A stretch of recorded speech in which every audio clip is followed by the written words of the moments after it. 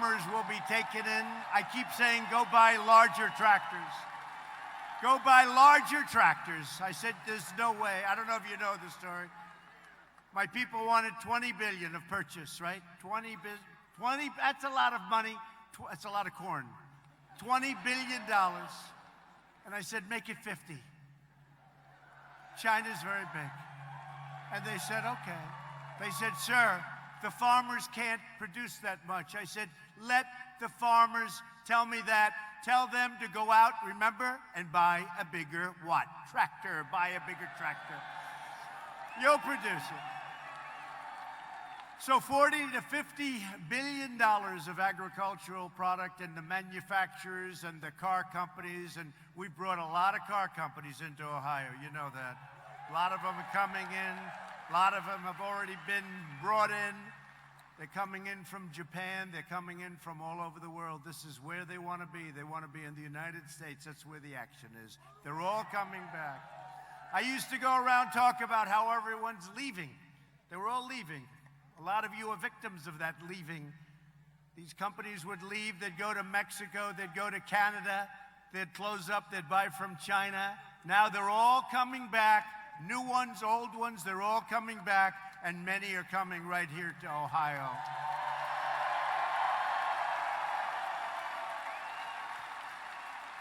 And just in case you didn't know it, Ohio just had the best year economically in the history of your state. That's not bad. That's not bad. And this year is going to be even better and maybe much better. But weeks ago, I signed the largest ever investment in the United States military, $738 billion, and we created the sixth branch of the United States Armed Forces, the Space Force, and everybody's excited about that.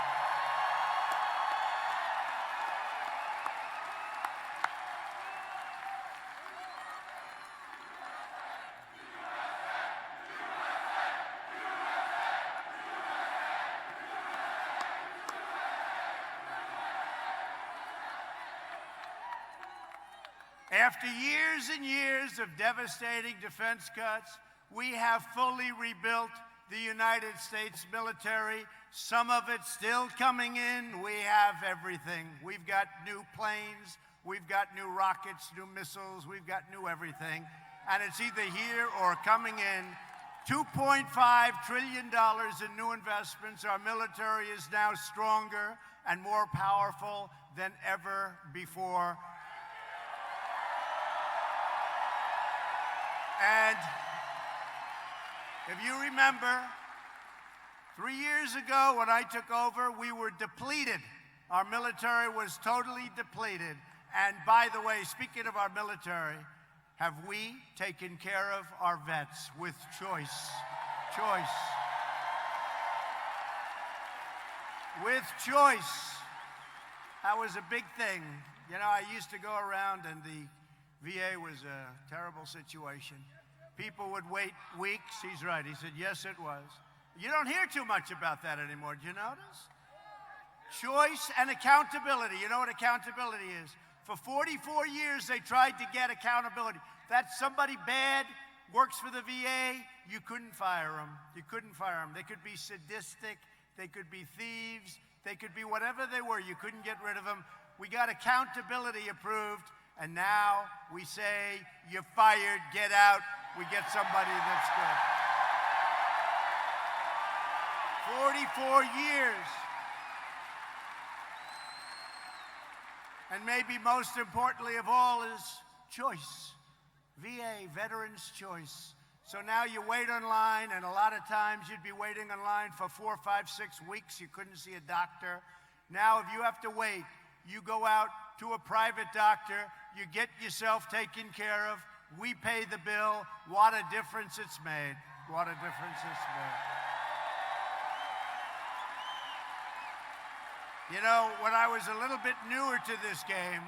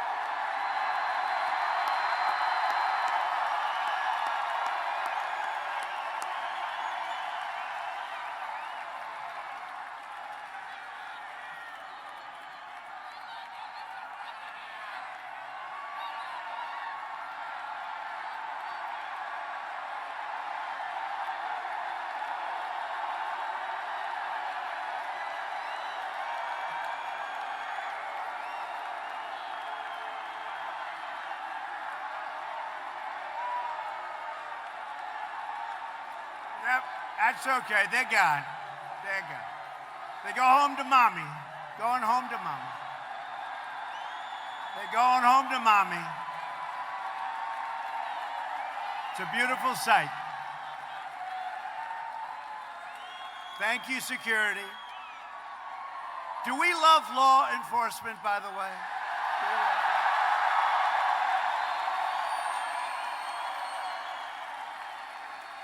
So with the VA, I used to go around and say, why don't they do that? Why don't they go to a private doctor, work something out?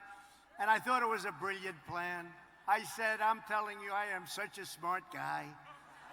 I said, this is the most brilliant thing ever. And I went back to my people and I said, I have an idea.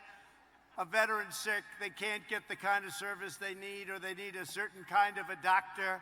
I have an idea, such a great idea. You're gonna go out private, you're gonna pick up a doctor, you're gonna get yourself fixed up, we're gonna pay the bill, right? And you know what happened? And I said, how brilliant is that? They say, sir, we've been working on that for 48 years, but we've never been able to get it approved. So I was very, very disillusioned, but you know what I'm good at? Getting things approved, and we got it approved. So we signed that 11 months ago, and what a difference that's made in terms of your lines and in terms of people's health. People would wait online for weeks, and some people weren't very sick, and they'd end up being terminally ill. They couldn't get to see a doctor. Now they go out, they get a doctor, we take care of them. We take care of our vets.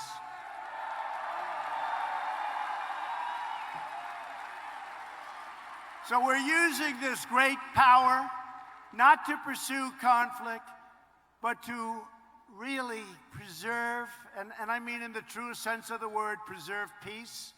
We have this tremendous military, and you know what that is? That's really a great fighting force, but I hope we never have to use it. I really do. You saw an example. You saw an example of that a couple of days ago. So we seek friends, not enemies, but if you dare to threaten our citizens, you do so at your own grave peril.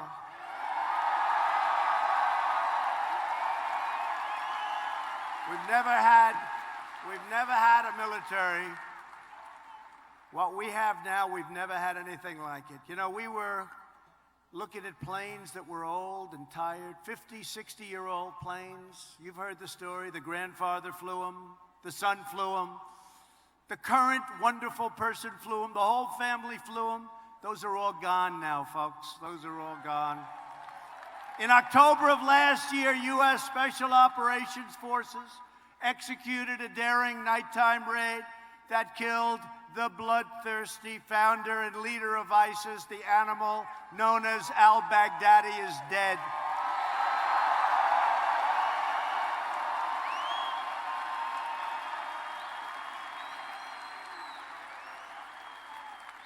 And the entire ISIS caliphate is destroyed, and his terrorist empire, and he was indeed a monster, has been totally demolished. We killed thousands and thousands of ISIS warriors, fighters, and we have thousands of them right now locked up where they should be. Nobody has ever done what we've done in 3 years. And I'll say this, when we took it over, it was a mess. We did it in a short period of time, but when we took it over, it was not good. And last week, the United States once again took the bold and decisive action to save American lives and deliver American justice. And you know what I'm talking about.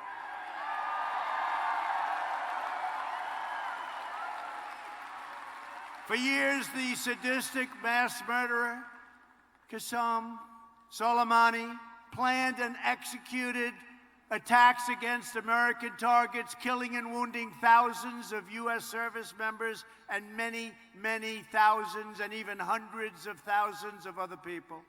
As the leader of Iran's terrorist Quds Force, Soleimani spread death, destruction, and mayhem across the Middle East and far beyond. He ordered the violent assault on the American embassy in Baghdad, and you saw this was the anti-Benghazi. We got there very quickly. We got there very quickly. This is the exact opposite. We did it exactly the opposite of Benghazi, where they got there so late. All they saw when they got there days later were burning embers from days before. That's all they saw. We got there very early. We saw what was happening. I saw what was happening. I said, what's that all about?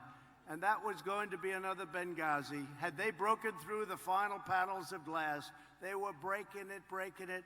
Had they gotten through, we would have had either hundreds of dead people or hundreds of hostages.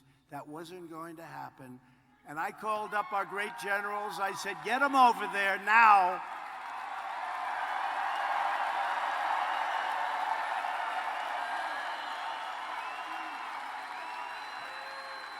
And one of our leaders, one of our really admired people, said, sir, we'll have them there tomorrow. I said, nope, get in the planes right now, have them there immediately, and they got there immediately. Fortunately. But he directed the recent rocket strikes that wounded 4 American service members, badly wounded, and killed an American citizen. That was just before we happened to hit him.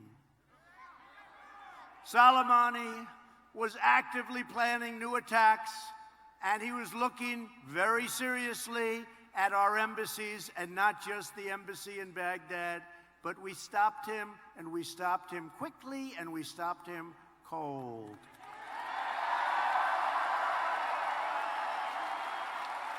So at my direction, the United States military eliminated Qasem Soleimani and ended his rampage through not only that part of the world, but much bigger parts of the world.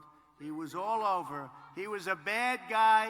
He was a bloodthirsty terror, and he's no longer a terror. He's dead.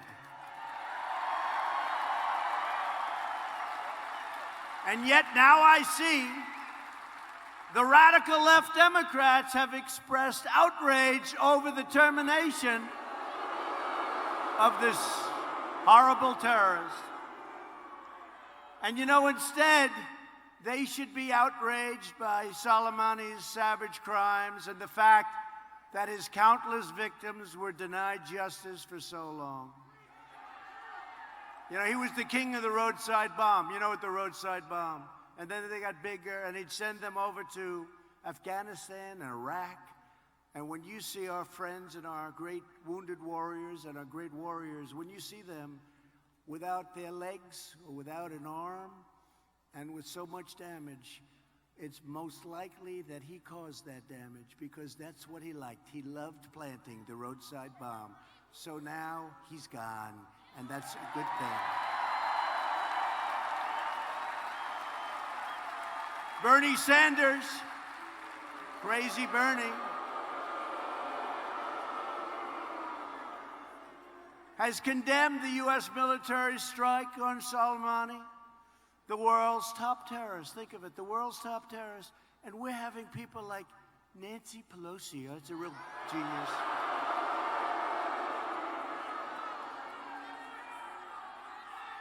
Do you believe that one? Nancy, nervous Nancy. But here's a guy who slaughtered and butchered civilians all over, and military, whoever was in his way. And we have Bernie and Nancy Pelosi, we have them all. They're all trying to say, how dare you take him out that way?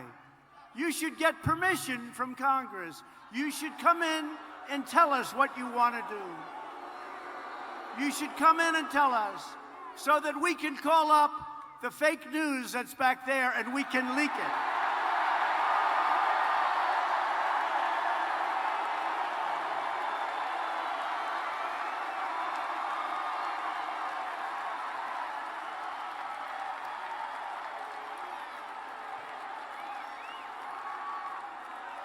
That's a lot of That's a lot of corruption back there, folks.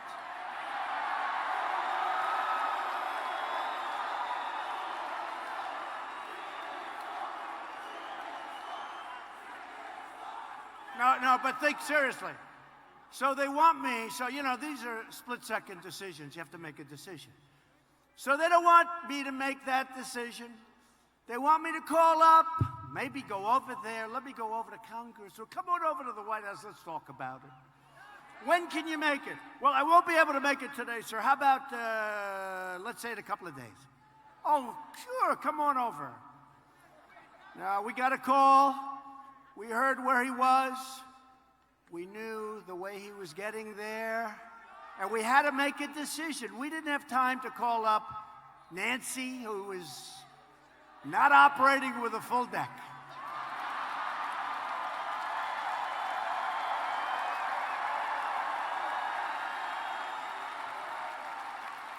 Now they want us to call, can you imagine calling crooked Adam Schiff? He's so crooked.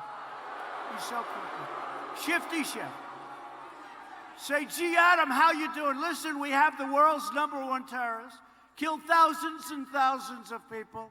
We'd like to set up a meeting so we can discuss his execution. Would you be willing to meet? Well, I won't be able to make it this week. Well, you know, he's traveling fast. We got him lined up, Adam. You little pencil neck.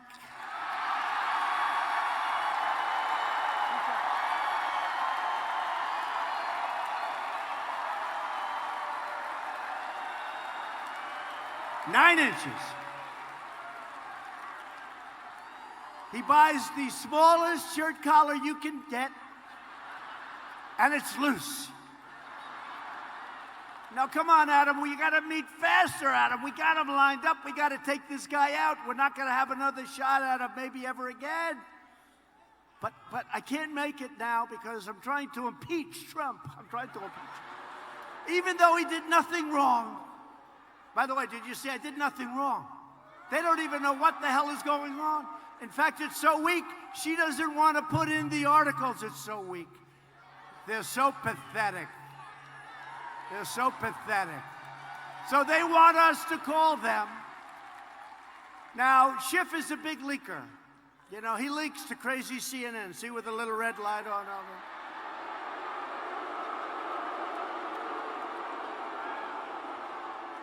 Not too many people are watching CNN.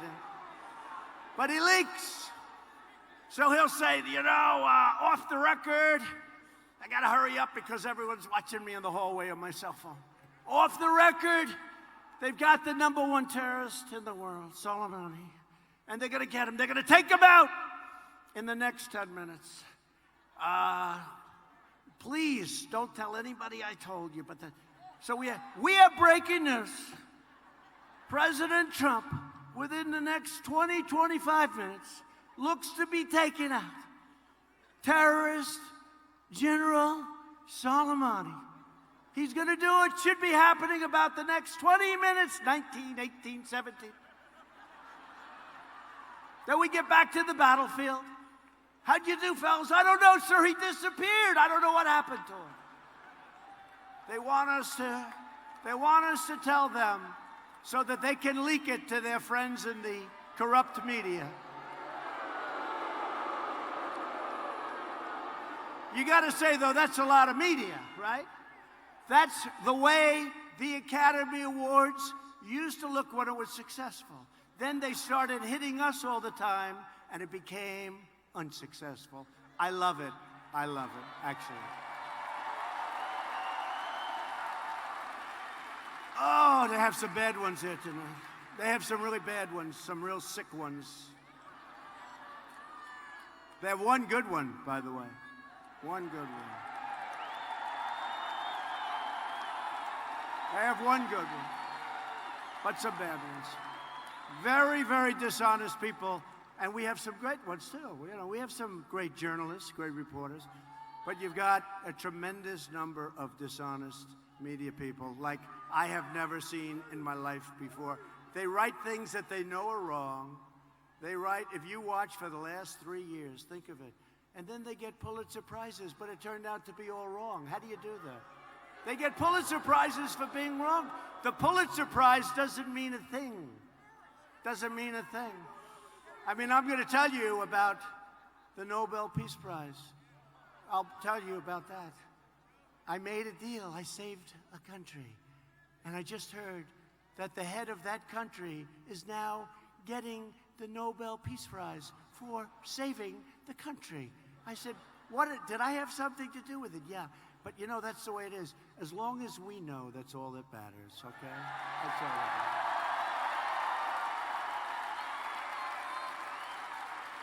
I saved a big war, saved a couple of them. But under my administration, we will never make excuses for America's enemies. We will never hesitate in defending American lives. And we will never stop working to defeat radical Islamic terrorism. Never. And nobody's done it like we've done it. And it's we. It's we. It's not me. It's we. It's a whole movement. There has, by the way, never been a movement like this. You know, outside, I don't know what this place holds, like 10, 11,000 people, right?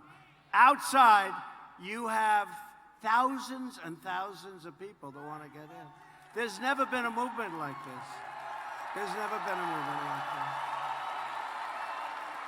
And I'll tell you, maybe I'm wrong, but this is bigger than it was in 2016. Because in 2016, I said what we're going to do, but now I've completed more promises than I've made. I mean, I've actually completed more than I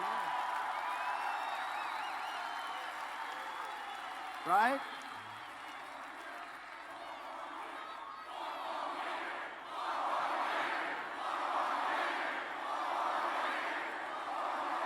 Like, as an example, many of you were here. Look at all those beautiful red hats. Keep America great. That's good. But I never talked about, did you ever hear me prior to the election talk about Space Force? Never talked about it. We did Space Force. But did we ever speak about it? No. There were many things that we've done that we never spoke about, right? Right to try. You know about right to try, right? They've been trying to get it for 44 years. Right to try. That's people that are very sick, terminally ill, and they can't get medicine that possibly works, and very well. We have the greatest labs, the greatest doctors in the world, greatest scientists in the world. We have the greatest medicines in the world. If they have something that they're pretty sure is going to work, but it's going to take another 6 years, I brought those times way back, by the way, way down. But they would travel to Asia, they would travel to Europe, they would travel all over the world to try and get a cure, because we wouldn't sell them the medicine, because we didn't want to take a chance on making the people sick. I said, wait a minute, they're going to die. They're going to die. Well, sir, we can't take the liability. I said, then we'll drop a statement assessing all liability, taking all liability away from the country, away from the insurance companies, away from the healthcare companies, away from the doctors. And with the great help of a lot of incredible Republicans, and we had some Democrats help us, we passed right to try. And you have to see how this has worked. Many people are being saved. And you know, the drug companies didn't like it because they didn't want to take people that sick, because they didn't want it on their charts. I said, I understand that we won't include that. We'll have a separate list over here. They said, oh, would you do that? I said, yeah, I'll do that. I'll do that.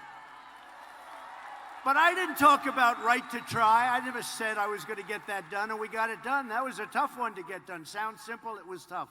There's nothing easy in this country. You know, they said to me, a friend of mine the other day, who's the toughest country to deal with, President? He used to call me Donald. I've known this guy for a long time. I like to say 20 years, but it's much more than that. I just don't want to tell you how long. It's too long. And I say, call me Donald. You've always called me Donald. I can't. He calls me Mr. President. I've known this guy forever. He used to call me, hey, Don, let's go out to dinner. You know, before he'd go, hey, let's go out to dinner. Now he goes, Mr. President, sir, how are you? Right? How are you? But what we've done, and he called me, he said, what you've done, he's never seen anything like it. So many people are saying that. We are all together doing something, not only in terms of the election, not only in terms of what we're doing right now. Don't forget, it's a long way to the election. You know, we have, 10 months? That's a long way. This is my first stop of the year, first major stop of the year.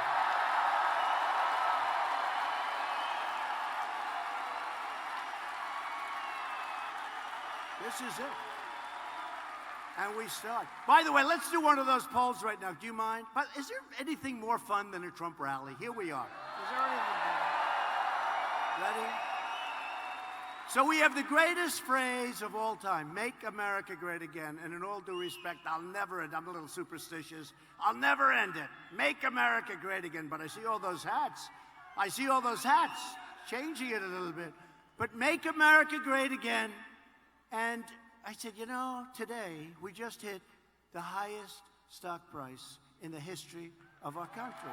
So your 401ks,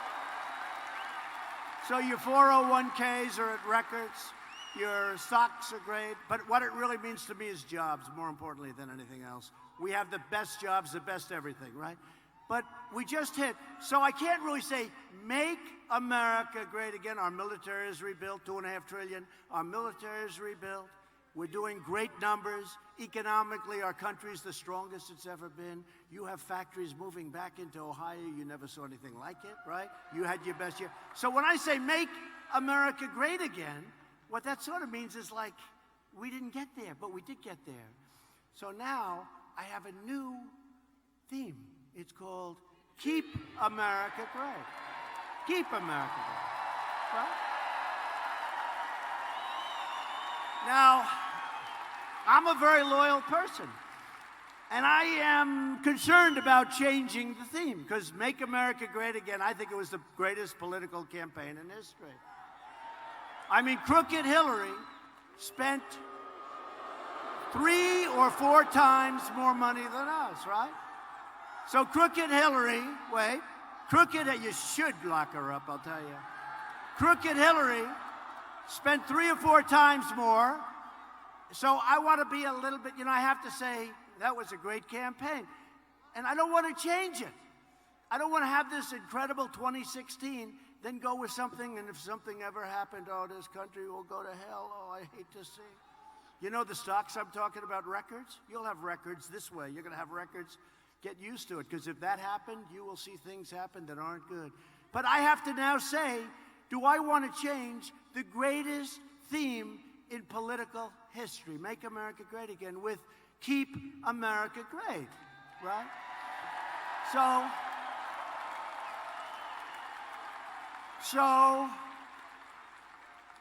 let's take a little applause, right? We'll go, Make America Great Again, you clap if you want that.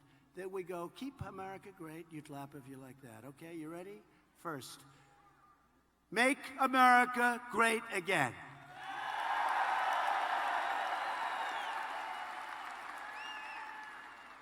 Ready? Keep America Great.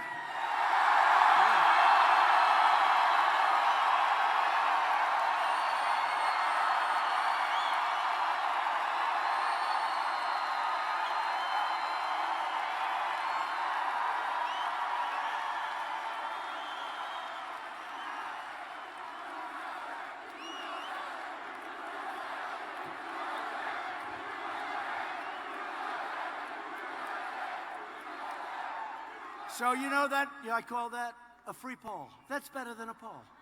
Do you ever see these crazy polls? They come out. We're doing great in the polls, by the way.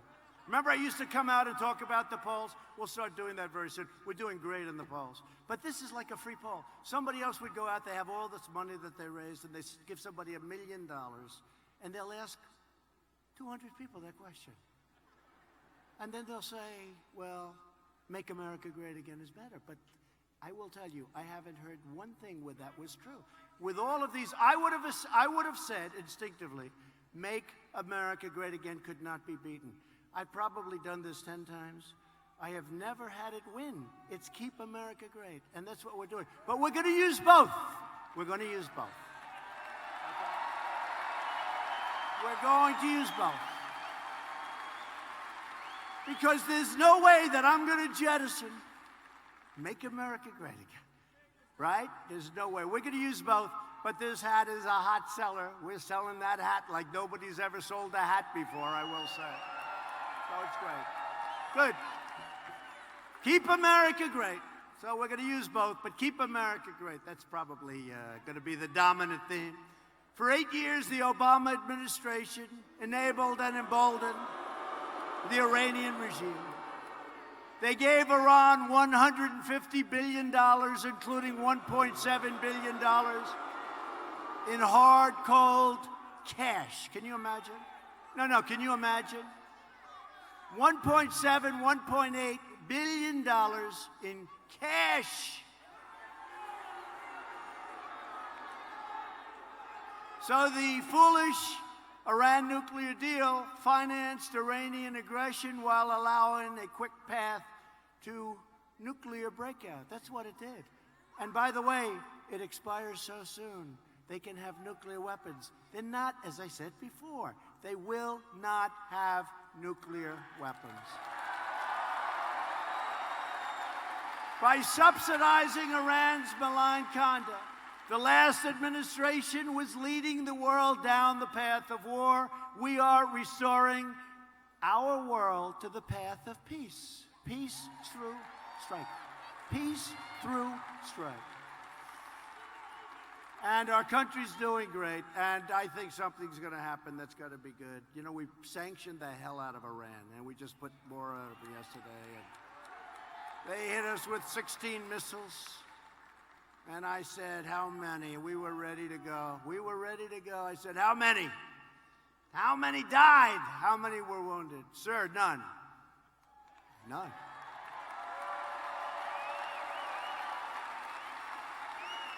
Pretty good warning system. None. How many were hurt? None, sir. So we didn't do anything. We were ready. We were ready. Not that I wanted to, but we were ready. You have no idea. A lot of people got very lucky. We're thrilled to be joined tonight by many great Republican leaders. A man who's helped me right from the beginning, a very special guy, Representative Bill Johnson. Bill, where's Bill? Thank you, Bill. Thank you, Bill. Great job. Great job. And his fellow friends, Jim Jordan. Do we like Jim?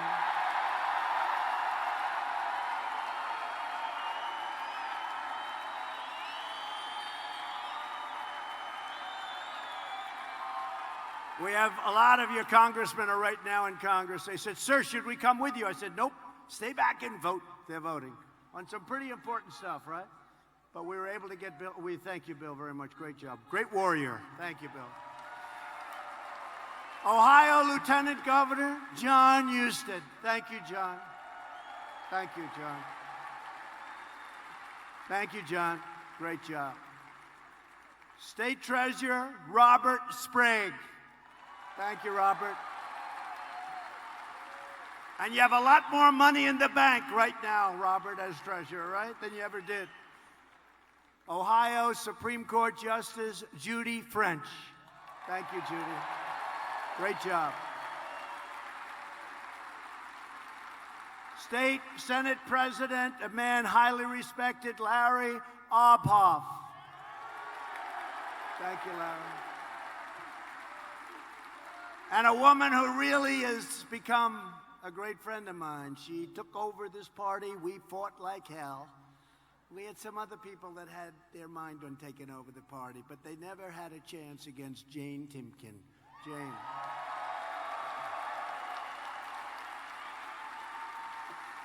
And the man who was in charge of my campaign in Ohio, I had a choice of 5 people. I said, I like this guy's name. I don't know why. His name is Bob Paduchek. Why do I like his name? And I said, Bob, how are we doing? He said, you're going to win big, sir.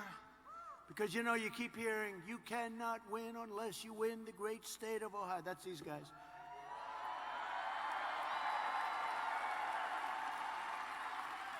And once I was leading Ohio by a lot in the poll, they never said that anymore. It's terrible. They were saying it when they thought I wasn't going to win, but we were ahead right from the beginning. But Bob was incredible. He did a fantastic job. And Bob, I'd call him up. I'd say, Bob, we don't have the governor. We don't have the head of the Republican Party. You know, it's a minor problem. You're running as a Republican. And he punked out on us, right? This guy. We don't have any. He said, sir, you have the people. I said, well, what happens? Oh, cool. He was cool. I said, so Bob, let me ask you just out of curiosity. I don't have these people. The leaders are not with us. Is that good or bad? He said, sir, it's great. You just went up 3 points. You believe this? By not having.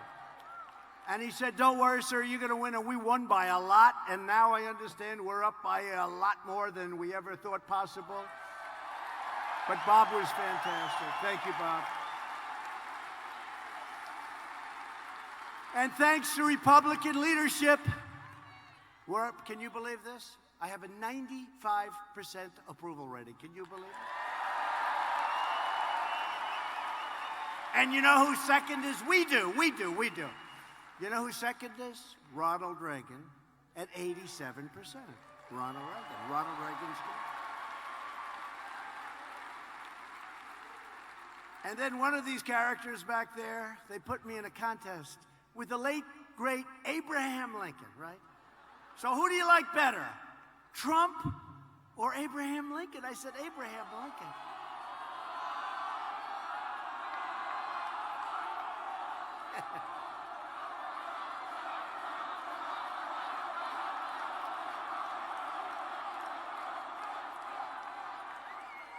So I said, who do you like better? They say they did a poll on this. I think I remember the numbers. All I know is we won against Abraham, Honest Abe. We won. 53-47. You believe that? Abraham Lincoln. I went back to the First Lady. I said, First Lady, I just beat Abraham Lincoln in a poll. I don't know if they had polls back there. But Abraham Lincoln, I always say I can be more presidential than any candidate that ever ran, than any president, other than maybe Abraham Lincoln when he's wearing his hat.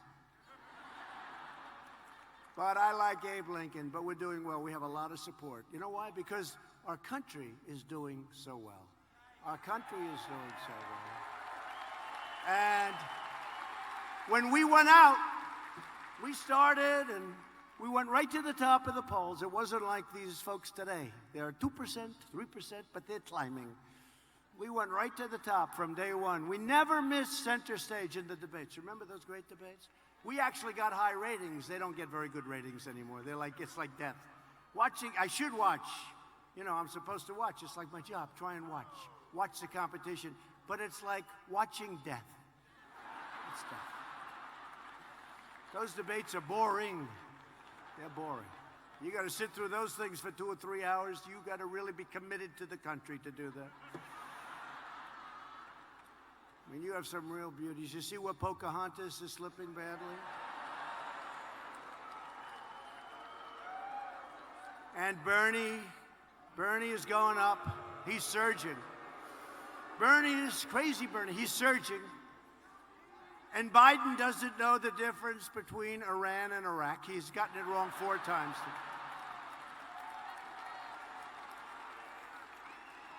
He goes, when we took our shot at Iraq. No. They're all saying, no, they're screaming. It's Iran. What? And his son, right? Where's Hunter? Where is Hunter? No, I went to one of them. I said, we have to have Where's Hunter as a witness. They said, what do you mean, Where's Hunter? I said, that's his first name. I have now made his first name Where's. Where's Hunter? Here's a guy, made no money, got thrown out of the military forces, I think the Navy, got thrown out, had no job, had no nothing. So he went from that to making millions of dollars a year as soon as Sleepy Joe became vice president, right? He made millions of dollars a year. Would anybody in this room do that for millions of dollars? I would. We all would. He made millions and millions of dollars a year. Ukraine took care of him. How about China? He walked out with $1.5 billion to manage, and he never did it before. He didn't know anything about oil and gas. He was making a fortune. So where's Hunter? Where the hell are you, Hunter? But I'll tell you, I sort of hope it's Joe, because he will hear Where's Hunter every single debate 9 times a debate. Where's Hunter? And then you have Buttigieg. Buttigieg. Buttigieg. I can't, nobody can pronounce, nobody has any idea how the hell to say his name. So what they do is they call him Mayor Pete, you know, like Mayor Pete. Here comes Mayor Pete. Doesn't do a very good job. Alfred E. Newman, you're right. Howdy doody, some people say. Howdy doody. Howdy doody. The problem is a lot of people don't remember Alfred E. Newman. Don't say that. You look much younger than that, I must say. So you have Mayor Pete. I mean, give me a break. Can you believe Mayor Pete? This is going to be the President of the United States. This is going to be. How would he be against negotiating against President Xi of China? And we just made one hell of a deal. Oh, you're going to see the numbers very soon, you know? One hell of a deal. They didn't like those tariffs. Thanks to Republican leadership, America is winning again, and America, most importantly, is respected again. Respected like never before.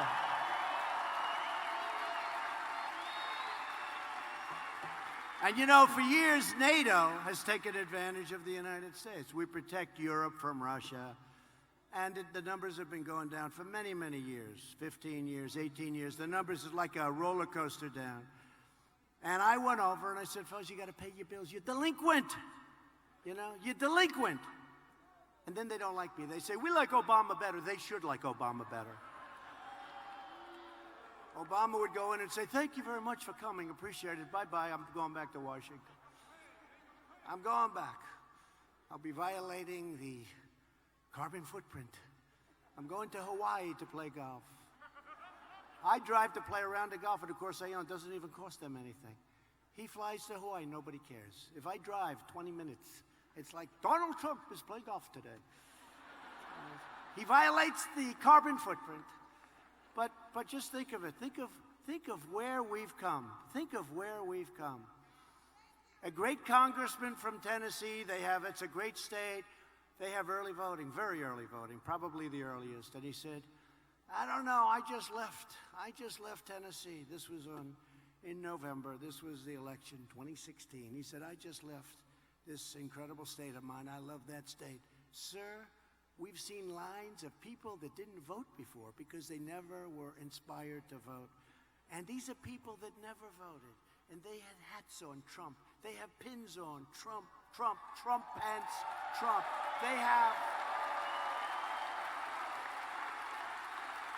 They have the bands on, you know, like a Miss Universe, boom, it says Trump Pence, and they've got buttons all over it. They've got shirts saying Trump and Trump Pence. I never saw anything like it. If every state is like Tennessee, sir, I hate to tell you, you're going to have one hell of a victory. And that's what happened, right? That's what happened. And you did it. You did it. And I think we're going to have bigger numbers, even bigger numbers, because I'll tell you what, we're a long way from the election. I think the crowds today are bigger than they were the day before the election last time. I really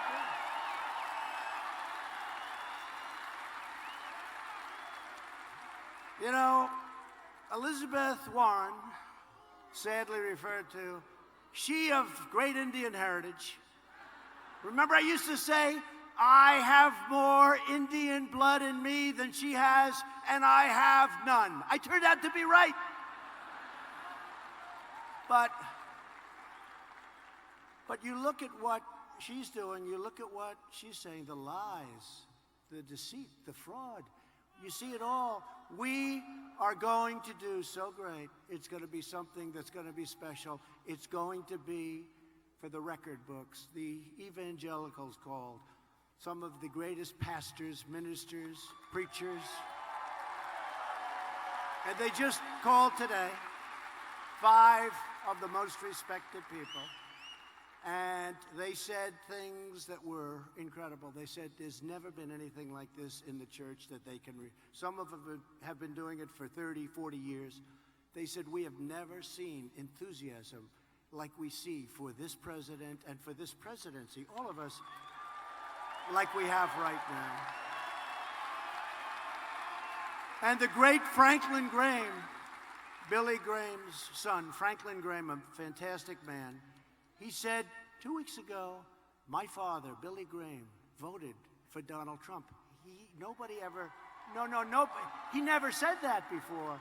Billy Graham wasn't somebody that would vote and say he voted.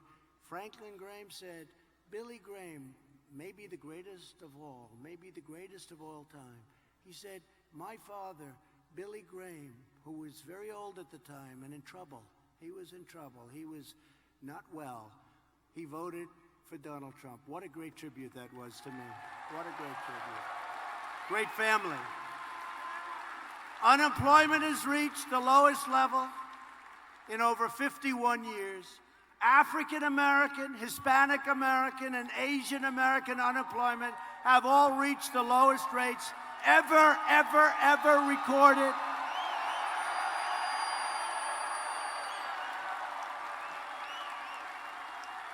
Wages are rising fast. They're going up very fast. And the biggest percentage increase, makes me happy, are for blue-collar workers. 40 million, think of this, 40 million American families are now benefiting from the Republican child tax credit, each receiving an average of over $2,200 a year. Now, America lost, this is hard to believe, because if you think, how could it possibly be true? But this is what happened. Probably it's the reason, number one reason I'm running. America lost 60,000 factories under the previous administration. 60,000. You wouldn't believe that's possible, but I know it's true, because I've said it 50 times, and the fakers back there, they've never corrected me. No, it's true. No, it's true. If I was slightly off, if I was off by 2 factories, there'd be a headline, Donald Trump told a fib. Donald Trump gets to be a Pinocchio again. No, think of it. 60,000 factories, plants and factories closed. They went to Mexico. They went to China. The 60,000, it's not even, take a look at a map and put 60,000 little tax. I mean, you wouldn't believe it could be that many, but it is. It's 60,000 closed, gone. They're all coming back. They're all coming back.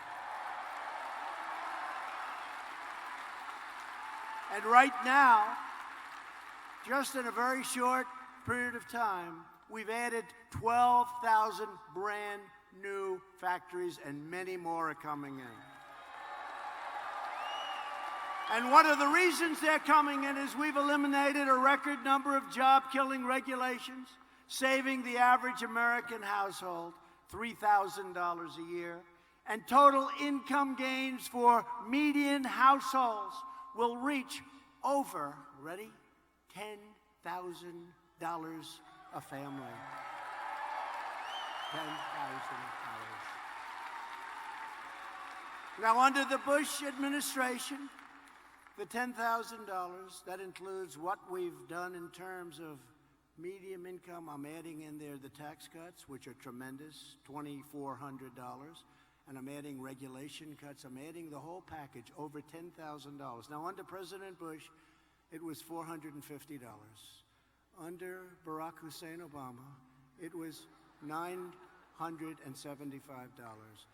Under President Donald J. Trump, it's $10,000 in 3 years. 2 years. Right? In 3 years. Don't forget, President Bush, 8 years, $450. President Obama, 8 years, $975. President Trump, 3 years, not even, but 3 years, $10,000. And we're going up. We ended the last administration's war on American energy, and we ended the war on clean, beautiful coal. It's being shipped to Vietnam. It's being shipped all over the world. While every Democrat running for president wants to shut down our coal mines, we are putting our miners back to work. Dig we must. Dig we must. Clean coal. What they do with coal today is incredible. Clean coal. And with the help of energy workers right here in Ohio, the United States is now the #1 producer of oil and natural gas anywhere in the world by far. #1. We weren't #1. Every top Democrat candidate has pledged to eliminate American production of oil and natural gas. How does that work, by the way? You know, there's a state known as Texas, and I won Texas by a lot, just like I won Ohio by a lot. How would you like to go into Texas and say, by the way, we don't want your oil or natural gas anymore? How about Beto? Remember he said, I was born to be president. Anybody that says that, I said, that's the end of his career. Remember he had the cover of the magazine, I won't mention the magazine, Sleazebag magazine. He was born to be president, and right after that he came tumbling down. But he's from Texas. So he was against religion, he was against oil, and he was against guns. Abraham Lincoln could not win in Texas with that platform. That's not a good platform. It's not a good platform, but you have people that want to shut down the oil industry. And if you do that, you're going to shut down half of your businesses, really more than that. And the rest of them are not going to be able to pay because the cost of this energy would be so expensive. So we have all forms of energy. We have every form of energy, and we are doing great. But they want to cripple your state's economy. But the voters of Ohio will never let that happen. Never going to let it happen.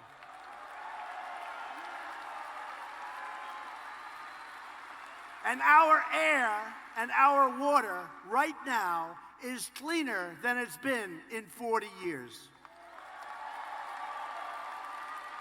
And sadly, I can't say historic because, you know, a couple of 100 years ago, there was nobody here, right? So I assume that 200-300 years ago it was cleaner, probably. You never know. But our water and our air is as clean as it's ever been. And I took us out of that horrible Paris Accord. I always say, how you doing with the Paris Accord? Don't ask. Saved trillions and trillions of dollars. That was put in there to hurt us, in my opinion. It was put in there to hurt us. We were paying money to India. We were paying money to China. China's didn't kick in until 2030. We kicked in immediately. We had to pay money. Russia kicked in 20, let's see, they kicked in before. They were 1996. That was a very dirty period of air. So they didn't have, we kick in now, and that it's just unacceptable. We would have spent trillions and trillions of dollars. We would have had to close up, I think, at least 25 to 30% of our businesses. Who the hell would make a deal like that, right? Who would make a deal like that? No, how unfair. You look at Russia, you look at China, you look at India, they all got these massive breaks. We got no breaks, and we're paying money. And I say sometimes to France, how are the yellow vests working out? Because they don't like raising their taxes and sending the money to faraway places that they never heard of. So we are in good shape. It took a certain amount of courage to do that. I said, I'm going to get killed on this one. And you know what? I did it, and I was applauded because the people get it. The people know what we're doing, and they're tired of being ripped off by the rest of the world. They're tired of being ripped off by the rest of the world. For decades, career politicians promised to defend the workers of Ohio, and then they went to Washington and voted for the same globalist policies that devastated your communities and shipped away your jobs. You know that better than anybody. Ohio knows that. But the betrayal of Ohio workers and U.S. workers ended the day I took the oath of office, and you see that because you're setting records.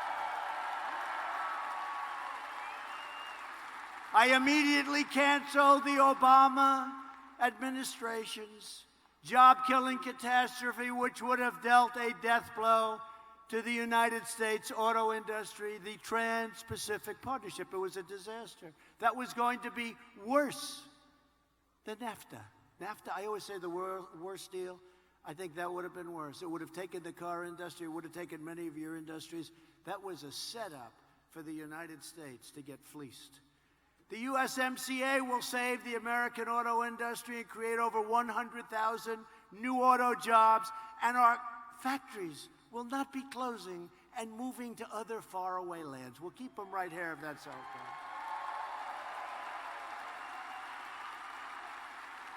And that's going to include, because we take care of our great auto workers of Toledo, the home of Jeep.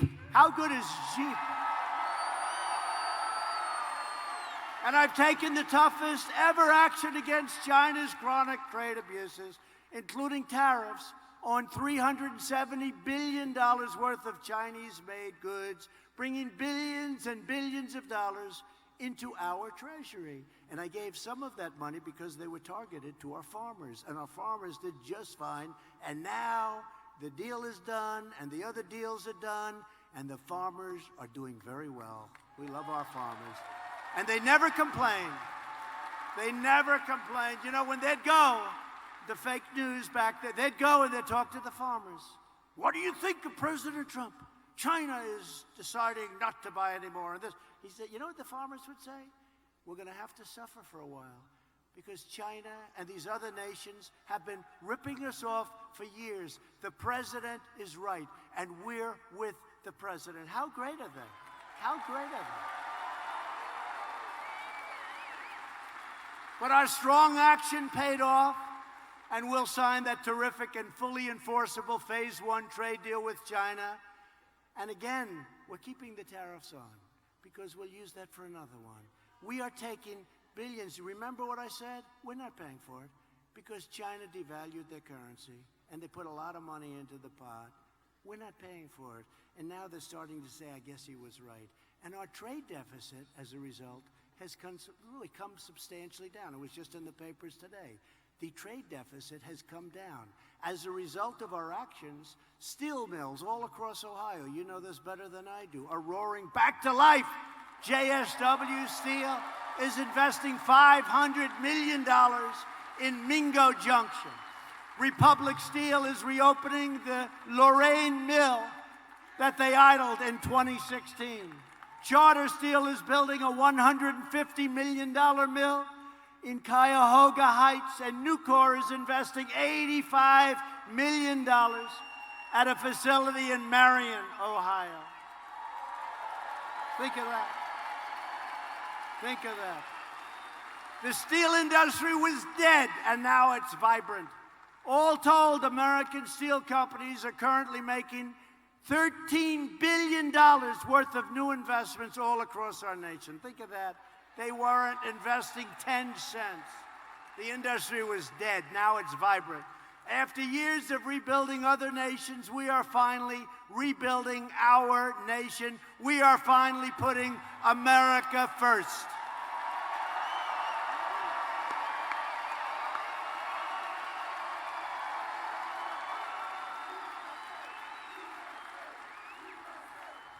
But while we are creating jobs and killing terrorists, the Washington Democrats are wasting America's time with demented hoaxes and crazy witch hunts.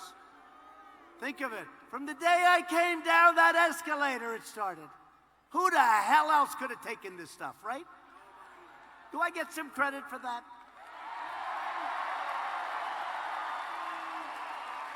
Most guys would have been in a corner with their thumb in their mouth, saying, Mommy, Mommy, take me home. These are bad people. The Democrat politicians we're fighting today are the same ones who took a sledgehammer to Ohio jobs and factories. They destroyed your factories. They destroyed your jobs. But they're losing, and we're winning, and America's comeback continues full speed ahead.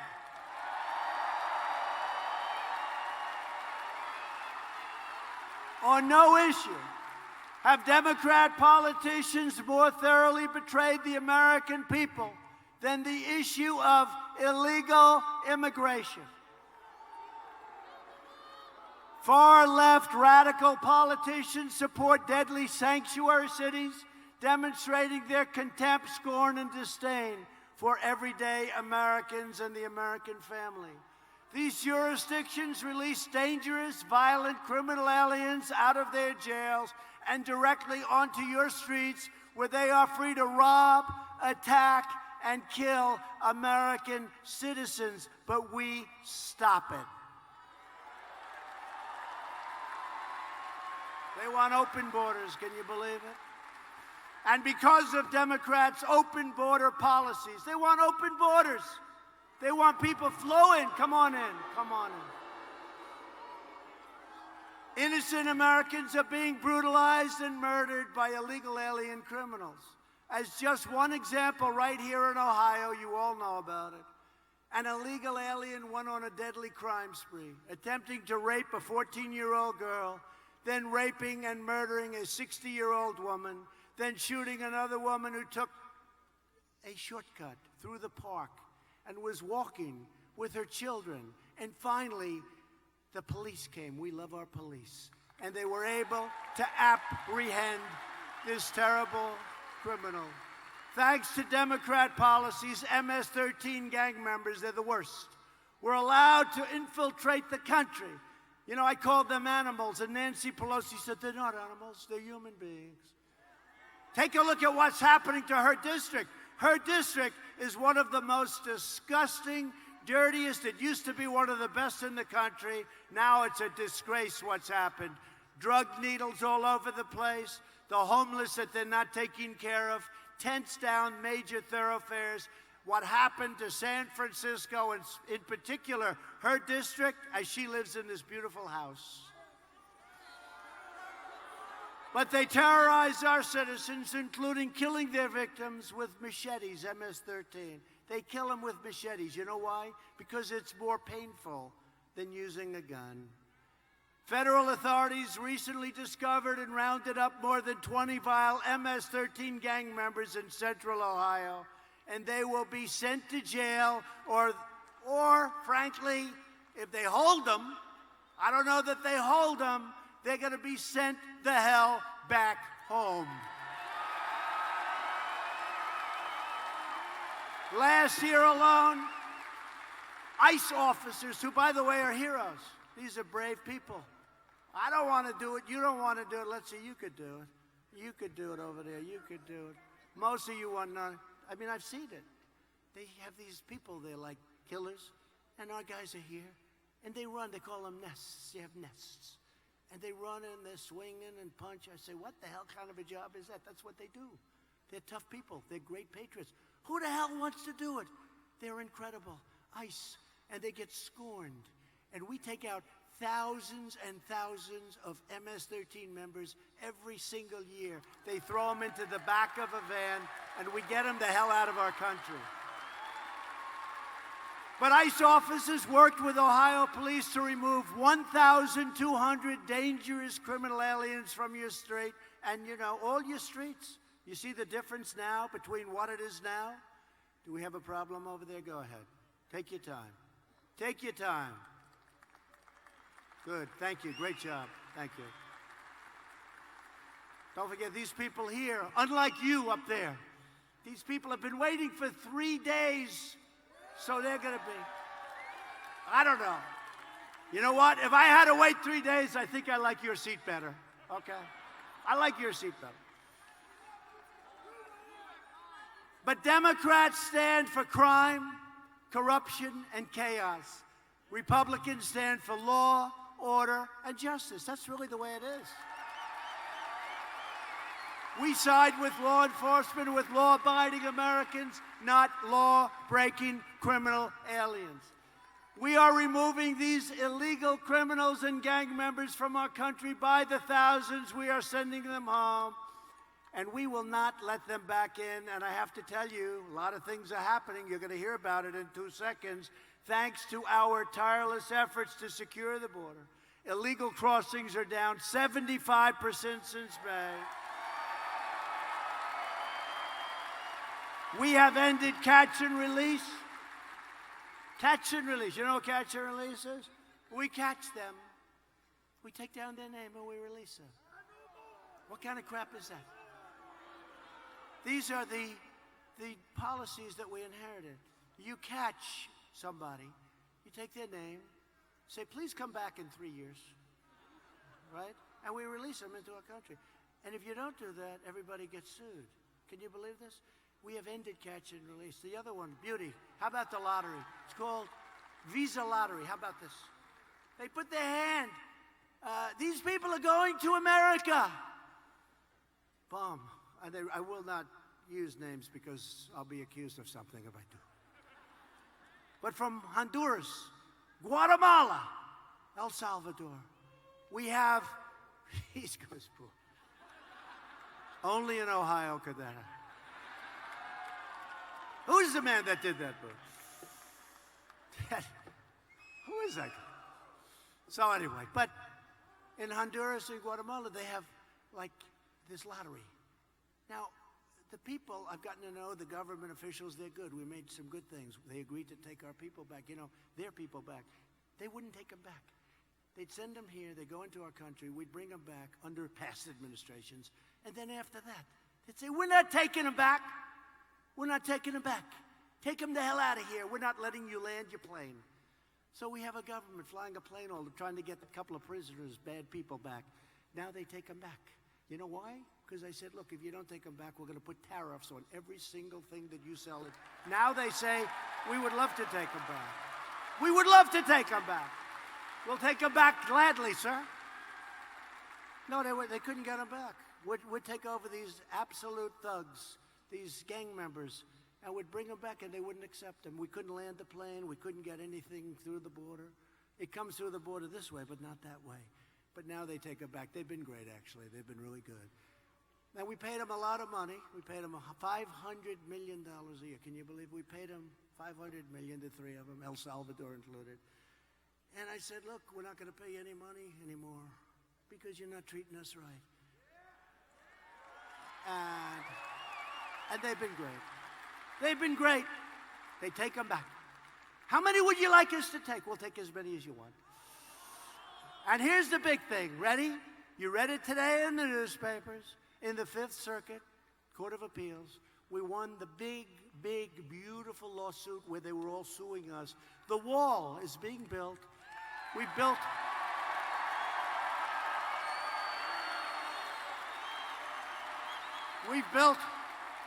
already a tremendous amount, but we're releasing $4 billion of military construction funds to build the biggest section of the wall. It's literally being signed now. It'll be under construction very shortly, in a couple of weeks. And we've already built over 100 miles of wall. How about that? 100 miles. And by the end of next year, we're going to have a lot of the wall built, and it's already having a big impact. How about the Democrats? Walls don't work. We want technology. I said, what are you going to do? They want drones. Oh, good. When people are rushing the caravans, when they're rushing, having a drone flying around is not going to help you too much, okay? Nothing like this. Well, 5 years ago, the Democrats all wanted the wall. They just could never get it built. They didn't know how the hell to build it. I do. So we built 100 miles. I think probably more than that now. We have a lot under contract, but we won our big case. I woke up. They said, sir, we have good news. They overturned a horrible decision from the lower court. You can now fund the rest of the wall. I said, thank you very much. Thank you. Fifth Circuit Court of Appeals. But they want to have open borders. They want to have sanctuary cities. The radical Democrats have never been more extreme than they are right now. They are stone cold crazy. It's interesting, as I'm saying this stuff, they want crime, they want chaos. I'm saying all this stuff, and then I say, gee, now I sort of understand why they hate me, right? But it's true, it's true. Their policies are a disaster. They're bad politicians, and they have horrible policies. But what they do, they stick together, and they're vicious. They're vicious, horrible people. I didn't used to say that. They're horrible people. What they do to people is a disgrace, but they stick together. Now, the Republicans, thank you very much, the Republicans, my man, The Republicans, we were 196 to nothing in the House, and I have a feeling the Senate's going to be great also. 196 to nothing, and we took in 3 Democrats. And Congressman Van Drew left their party and joined our party. So we've done things that nobody's ever done before. But the Democrats are taking their cues from socialists, Bernie Sanders and that group. Omar, AOC. Tlaib, isn't she a nice woman? Tlaib. Tlaib. Boy, what a group. But they're the leaders of the party. They're really, in my opinion, the leaders. That's what happened. That's how they got into this impeachment hoax. The leaders of the party are this AOC, Tlaib, and Omar. And Pelosi meets them and she shakes and quivers and she's very scared. But you know who the leader of your party is? All of you. You're the leader of your party. But the Democrats are pushing a socialist takeover of health care that would strip 180 million Americans of their private insurance plans and massively raise taxes on the middle class. A lot of you have private insurance plans that you love. They're going to take them away from you.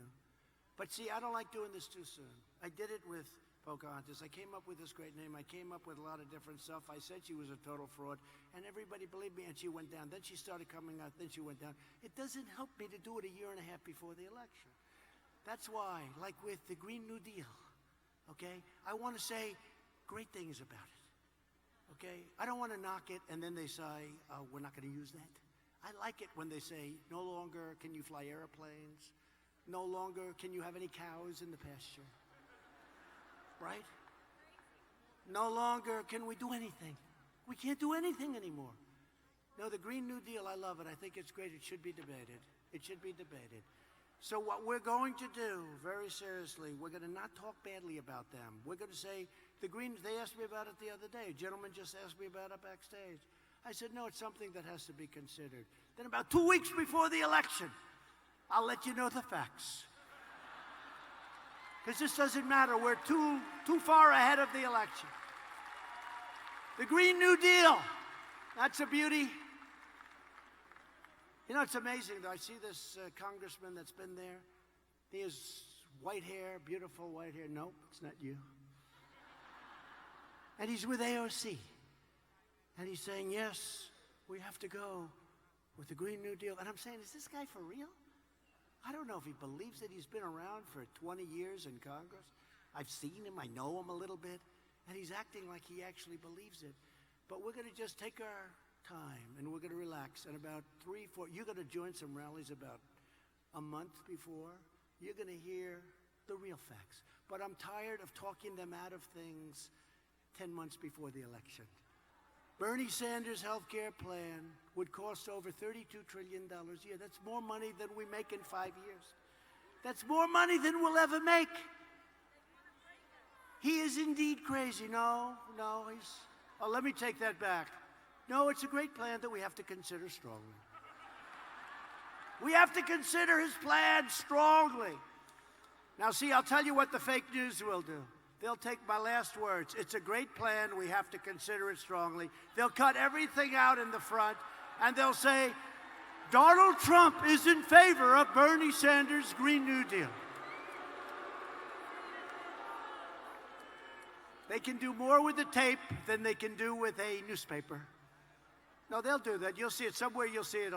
Trump supports his plan. They are sick. Republicans will defend middle-class taxpayers and the right to keep the doctor of your choice.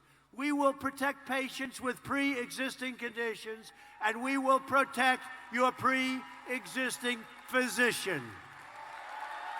You'll have your physician. Virtually every top Democrat also now supports late-term abortion, ripping babies straight from the mother's womb, right up until the moment of birth. That is why I've asked Congress to prohibit late-term abortion, because Republicans believe that every child is a sacred gift from God.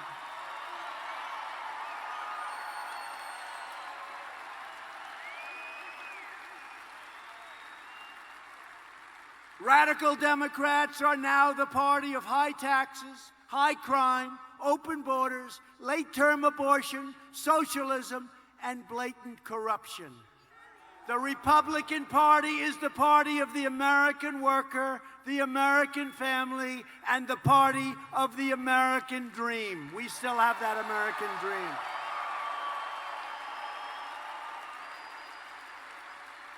As of today, we've appointed 187 federal judges to interpret the Constitution as written. Think of that. And 2 great Supreme Court judges. Think of that, 187 federal and Court of Appeals judges. Think of that. Thank you, President Obama. He gave us 142 judges. Thank you. Thank you very much, President Obama. We have a record. It's a record, and we will appoint many more. But first day, I had 142 judges. 142. I said, how many do we have? Sir, you have 142. I said, you got to be kidding. I thought it'd say maybe none, maybe 1, but certainly no more than 1. They're like gold. They said, no, sir, you have 142. I said, you got to be kidding. How did this happen? President Obama did not get it done. And by the way, Mitch helped a lot, too, I have to tell you. Mitch helped a lot. He helped a lot. Wasn't so easy. Mitch McConnell. We're aggressively combating the opioid epidemic, and it's bad. In 2018, drug overdose deaths in Ohio fell by, listen to this, 22%. It's not good enough, but 22. Opioid. And as we continue rebuilding our military, we have restarted the legendary Army tank factory in Lima. And we've authorized 441 new Stryker fighting combat vehicles and 453 new Abrams tanks to be built in the Buckeye State. That's a lot of tanks. So wait, just a quick story then. Okay, I'm proud of this. So they have this Army tank plant, right, in Lima. And I said, what's going on? They're closing it. And he said, oh, they are? Well, you know, they're closing everything. When I came in, they wanted to close everything. So I was president-elect, I think, right around that time. And I went to Lima. I went through the factory where they make these trucks, the plant. And they make the tanks, and they make all of these armored vehicles. And I said, these people are amazing. You could never close this. You could never reopen it again. They've been doing this for many, many decades. And this factory was incredible. And I looked at the tanks they're making. They're the best in the world, right? The Abrams, they're the best in the world. I said, wait a minute. If you close this, we're not going to be able, where are you going to build tanks? This is the primary factory in the whole country. I think it might be the only factory in the whole country. So they're going to close it. What are we going to do? Send over to China for tanks? Please send us. Please send us 200 tanks. We don't want to send you any tanks because we're going to kick your ass. No. We got to make our own tanks, right? We got to make our own tanks. So I did something based on my instinct, because instinct sometimes works better than anything else. Based on my instinct, I said, you can't close this plant. I went through that plant. I spent 2-3 hours talking to the people that work there. I looked at some of that hydraulic, and I love the whole thing, the world of tractors and all of that stuff. I know a lot about it. And I looked at the carvings, I looked at the metal, I looked at how perfect everything was, the turrets, the round, how perfect it fit. They put it on, it would fit like within 1/100th of an inch. And I said, you're not going to be able to do this anyplace else. I said, and we're going to be expanding our military. We're going to be rebuilding. Who the hell's going to make our tanks if you close it? I said, keep it open. It was all closed. Anybody from Lima? Is that a true story? All right? Right? It was closed. They announced it was closed. It was all set to close. I said, you can't close this plant. And now look, the numbers I just gave you. We're making almost 500 tanks. You could have never reopened a place like that. It's incredible. And you could have never gotten those workers. They are really skilled people. And if you did, it would have cost you billions and billions of dollars to do it. It wouldn't have been as good as what you have. So that was something I did that I'm very proud of, because I really overrode a lot of talented people that wanted to close it. I recognized Israel's true capital and opened the American embassy in Jerusalem. And we further recognized Israeli sovereignty over the Golan Heights, 52 years. For years you watched as your politicians apologized for America. Now you have a president who is standing up for America, and we are standing up for the great people of Ohio. Great. At stake in our present battle is the survival of the American nation. If you want your children to inherit the blessings that generations of Americans have fought and died for and fought so hard to secure, then we must devote everything we have toward victory in 2020. We have to win. You know, we have to win. Because all of these things that we've done can be undone. And you can have a country that goes to hell very, very fast. Very, very fast. Only this way can we save the America that we love and drain the Washington swamp once and for all. And I have seen that dirty, rotten swamp better than anybody else in America. A lot of crooked people. Disgusting crooked people. With your help, we will lift millions more of our citizens from welfare to work, dependence to independence, and poverty to prosperity. Together, we will elect a Republican Congress to create a fair, safe, sane, and lawful system of immigration. We will enact trade deals that result in more products proudly stamped with that beautiful phrase, "Made in the USA." We will achieve new breakthroughs in science and medicine, finding new cures for childhood cancer, and ending the AIDS epidemic in America. Nobody knew that. Could have been done long before I got here. They had the technology. But we're ending the AIDS epidemic in America within 10 years. Isn't that amazing? Who would have thought that's possible? Who would have thought that's possible? We will defend privacy, free speech, religious liberty, and the right to keep and bear arms.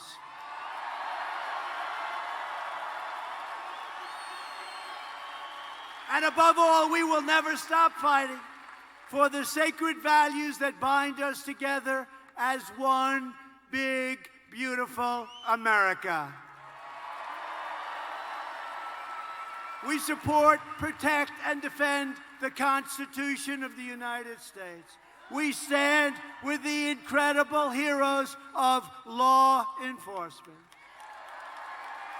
We believe in the dignity of work and the sanctity of life. We believe that faith and family, not government and bureaucracy, are the true American way. We believe that children should be taught to love our country, honor our history, and to always respect our great American flag.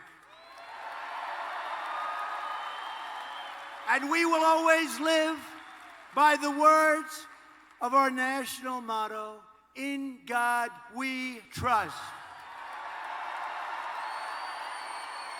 We stand on the shoulders of generations of Ohio patriots who gave their blood, sweat, and tears for this beloved nation. From Cleveland to Cincinnati, from Dublin to Dayton, and from Columbus to Toledo, this state is the home of proud families and farmers and miners and manufacturers and aviators and astronauts. Ohio is where the Wright brothers invented the airplane and where Annie Oakley got her gun. Ohio is the state that gave us American legends and American heroes like Thomas Edison, Neil Armstrong, and the great John Glenn. Ohio is the place where strong American workers, mine call, worked the railroads, and forged the steel that made America into the greatest and most powerful nation in the history of the world. And we are making it greater than ever before. Proud citizens like you help build this country, and together we are taking back our country. We are returning power to you, the American people. With your help, your devotion, and your drive, we are going to keep on working, we are going to keep on fighting, and we are going to keep on winning, winning, winning.